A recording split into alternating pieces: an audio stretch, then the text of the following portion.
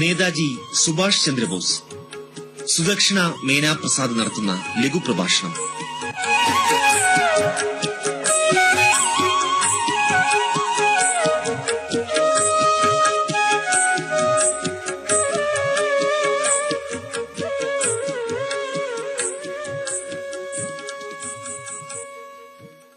നക്ഷത്രങ്ങൾക്ക് മാത്രമുള്ള ഒരു പ്രത്യേകതയാണ് പ്രഭാവം. അതായത് ചുറ്റുപാടുമുള്ള ഇതര ഗ്രഹങ്ങളെ നിരന്തരം സ്വാധീനിക്കാനുള്ള കഴിവ്. സൂര്യൻ ഭൂമിയിൽ ചെലുത്തുന്നതും ഇതേ പ്രഭാവമാണ്. ചില വ്യക്തികളും തങ്ങളുടെ പ്രഭാവം മൂലം ഇതരന്മാരെ സ്വാധീനിക്കാൻ കഴിവുള്ളവരാണ്. ബ്രിട്ടീഷ് സാമ്രാജ്യത്വ നുകത്തിൻ കീഴിൽ അടിമകളെപ്പോലെ ഞെരിഞ്ഞു കഴിഞ്ഞിരുന്ന കോടിക്കണക്കായ ഭാരതീയർക്ക് സ്വാതന്ത്ര്യച്ഛയുടെ ആദ്യ കിരണങ്ങൾ വാരിവിതറിയ ഉജ്ജ്വല നക്ഷത്രമായിരുന്നു സുഭാഷ് ചന്ദ്രബോസ്. ധനം, കുലം, വിദ്യ, പദവി ഇവയെല്ലാം അഹമഹമിഹയ മത്സരിച്ചിരുന്ന കുടുംബമായിരുന്നു ബോസിന്റേത്. അച്ഛൻ ജാനകിനാഥ് ബോസ് കട്ടക്കിലെ അതിപ്രശസ്തനായ അഭിഭാഷകൻ. അദ്ദേഹത്തിന്റെ 14 മക്കളിൽ 9ാമനായി 1897 ബോസ് ജനിച്ചു. കട്ടക്കിലും കൽക്കട്ടയിലും ഇംഗ്ലണ്ടിലുമായി വിദ്യാഭ്യാസം പൂർത്തിയാക്കിയ അദ്ദേഹം 1920 23ാം വയസ്സിൽ പ്രശസ്തമായ നിലയിൽ ICS പരീക്ഷ പാസായി. എന്നാൽ ബ്രിട്ടീഷ് ക്രൂരത നിരാലംബരായ ഭാരതീയരെ ദുരിതക്കയത്തിലേക്ക് നയിക്കുന്നത് അദ്ദേഹത്തെ ബ്രിട്ടന് എതിരായ പ്രവർത്തനങ്ങളിലേക്ക് നയിച്ചു. എന്തു വില കൊടുത്തും ഇന്ത്യക്ക് സ്വാതന്ത്ര്യം നേടിയെടുക്കണമെന്ന് അദ്ദേഹം തീരുമാനിക്കുകയും അതിനുവേണ്ടി ജനങ്ങളെ അണിനിരത്തുകയും ചെയ്തു. അഭിമാനം പണയം വെച്ച് ബ്രിട്ടീഷ് സാമ്രാജ്യത്വത്തിന്റെ കുഴലൂത്ത് നടത്തുന്നതിനേക്കാൾ സ്വാതന്ത്ര്യത്തിനുവേണ്ടി ജീവിതം ഉൾപ്പെടെ എന്തും ബലികഴിക്കുന്നതാണ് ശ്രേയസ്കരം എന്ന് അദ്ദേഹം ഭാരതീയരെ ഉദ്ബോധിപ്പിച്ചു. ഇന്ത്യൻ സിവിൽ സർവീസ് ഇട്ടെറിഞ്ഞ് ഇന്ത്യയിലെത്തിയ ബോസ് അന്നത്തെ ദേശീയ പ്രസ്ഥാനമായ കോൺഗ്രസിൽ പ്രവർത്തിച്ചു തുടങ്ങി. വ്യക്തിപ്രഭാവം, അർപ്പണം, ആത്മാർത്ഥത തുടങ്ങിയവയിലൂടെ പടിപടിയായി ഉയർന്ന് 1938 കേവലം 41ാമത്തെ വയസ്സിൽ ഗാന്ധിയുടെ നേതൃത്വത്തിന് മങ്ങലേൽപ്പിച്ചുകൊണ്ട് അദ്ദേഹം കോൺഗ്രസ് പ്രസിഡന്റായി തിരഞ്ഞെടുക്കപ്പെട്ടു. ബ്രിട്ടീഷ് കിരാതഭരണത്തോടുള്ള ഗാന്ധിജിയുടെ തണുപ്പൻ സമീപനം അദ്ദേഹത്തിന്റെ തീപ്പൊരി ആശയങ്ങൾക്ക് ഘടകവിരുദ്ധമായി തോന്നി. ചുടുചോര കുടിക്കുന്ന സാമ്രാജ്യത്വ ശക്തിയുടെ തോക്കുകളെ കുത്തിയിരിപ്പും നിസ്സഹകരണവും കൊണ്ട് അതിജീവിക്കാമെന്ന ഗാന്ധിയൻ ചിന്താധാര അദ്ദേഹത്തിന് അപഹാസ്യമായി തോന്നി. കോൺഗ്രസിനകത്തുതന്നെ യുവാക്കളുടെയും ഉൽപ്പതിഷ്ണുക്കളുടെയും മറ്റൊരു സരണി ബോസിന്റെ നേതൃത്വത്തിൽ ഫോർവേഡ് ബ്ലോക്ക് എന്ന പേരിൽ ഉദയം ചെയ്തു. സ്വാഭാവികമായും ഗാന്ധി, നെഹ്റു, അച്ചുതണ്ട് ഈ നവധാരയെ എതിർക്കുകയും തോൽപ്പിക്കാൻ ശ്രമിക്കുകയും ചെയ്തു. തന്റെ സ്വാതന്ത്ര്യത്വരയെ പിന്നോട്ടടിക്കുന്ന ശ്രമങ്ങൾ ഭാരതത്തിനകത്ത് വിശേഷിച്ച സഹപ്രവർത്തകരിൽ നിന്നും ഉണ്ടാകുന്നത് അദ്ദേഹത്തെ വളരെ ഖിന്നനാക്കി. ശത്രുവിന്റെ ശത്രു മിത്രം എന്ന ആപ്തവാക്യം മുതലാക്കാനായിരുന്നു ബോസിന്റെ അടുത്ത ഉദ്യമം. സോവിയറ്റ് റഷ്യ ലോകവ്യാപകമായി സാമ്രാജ്യത്വത്തിന് എതിരെ ശക്തമായ നിലപാട് എടുത്തുവരുന്ന സമയമായിരുന്നു അത്.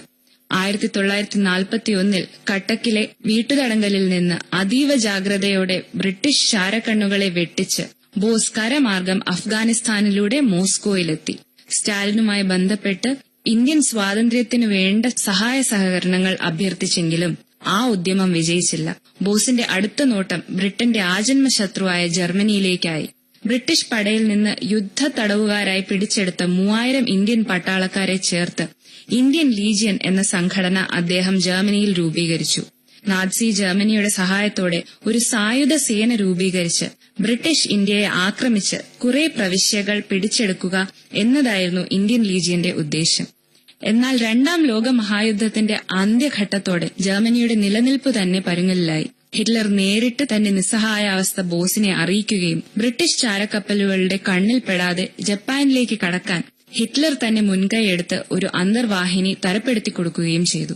ജാപ്പനീസ് സഹകരണത്തോടെ അതിനു മുൻപ് തന്നെ ഇന്ത്യൻ സ്വാതന്ത്ര്യം ലക്ഷ്യമാക്കി ഇന്ത്യൻ ഇൻഡിപെൻഡൻസ് ലീഗ് എന്നൊരു സംഘടന റാഷ് ബിഹാരി ബോസിന്റെ നേതൃത്വത്തിൽ രൂപീകൃതമായിരുന്നു.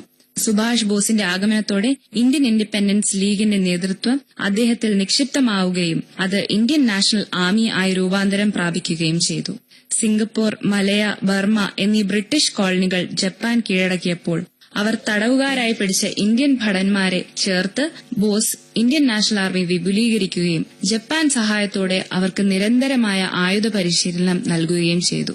ഇതേ കാലത്ത് തന്നെ ആൻഡമാനിലെ പോർട്ട് ബ്ലെയർ കേന്ദ്രമാക്കി ബോസിന്റെ നേതൃത്വത്തിൽ ഗവൺമെന്റ് ഓഫ് ഇന്ത്യ രൂപീകൃതമായി കഴിഞ്ഞിരുന്നു. നിങ്ങൾ എനിക്ക് രക്തം തരൂ, ഞാൻ നിങ്ങൾക്ക് സ്വാതന്ത്ര്യം നേടിത്തരാം എന്ന അദ്ദേഹത്തിന്റെ പ്രഖ്യാപനം ആരിലും സ്വാതന്ത്ര്യബോധം ഉണർത്താൻ പര്യാപ്തമായിരുന്നു. ജപ്പാന്റെ സഹായത്തോടെ ബർമയിൽ കൂടി ഇന്ത്യയെ ആക്രമിച്ച് കുറെ വടക്കുകിഴക്കൻ പ്രദേശങ്ങൾ പിടിച്ചെടുക്കുക എന്നതായിരുന്നു INAയുടെ മുഖ്യതന്ത്രം. ആസാമിലെ കുറെ പ്രദേശങ്ങൾ INA പിടിച്ചടക്കുകയും ചെയ്തിരുന്നു. എന്നാൽ രണ്ടാം ലോക മഹായുദ്ധത്തിന്റെ അവസാനം ജപ്പാൻ നേരിട്ട കനത്ത പ്രഹരം INAയുടെയും ബോസിന്റെയും എല്ലാ കണക്കുകൂട്ടലുകളും തെറ്റിച്ചുകളഞ്ഞു. തകർന്നു തരിപ്പണമായ ജപ്പാൻ സഖ്യകക്ഷികളുടെ മുന്നിൽ അടിയറവ് പറഞ്ഞു.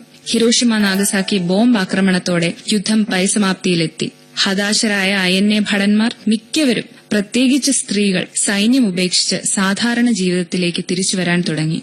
സ്വതന്ത്ര ഭാരതം എന്ന തന്റെ സ്വപ്നം ഛിന്ന ഭിന്നമാകുന്നത് ബോസ് മനസ്സിലാക്കി തുടങ്ങി.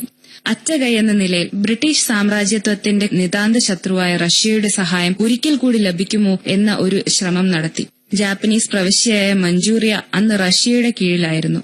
അവിടെ വെച്ച് റഷ്യൻ അധികാരികളുമായി ചർച്ചയ്ക്ക് വേണ്ടി അദ്ദേഹം സിംഗപ്പൂരിൽ നിന്ന് ബാങ്കോക്ക് വഴി യാത്ര തിരിച്ചു. എന്നാൽ അവിടെ എത്തുന്നതിനു മുൻപ് തന്നെ വിമാനാപകടത്തിൽ അദ്ദേഹം കൊല്ലപ്പെട്ടു. അരുവികളും നദികളും ആത്യന്തികമായി സമുദ്രത്തിൽ സമന്വയിക്കുന്നു.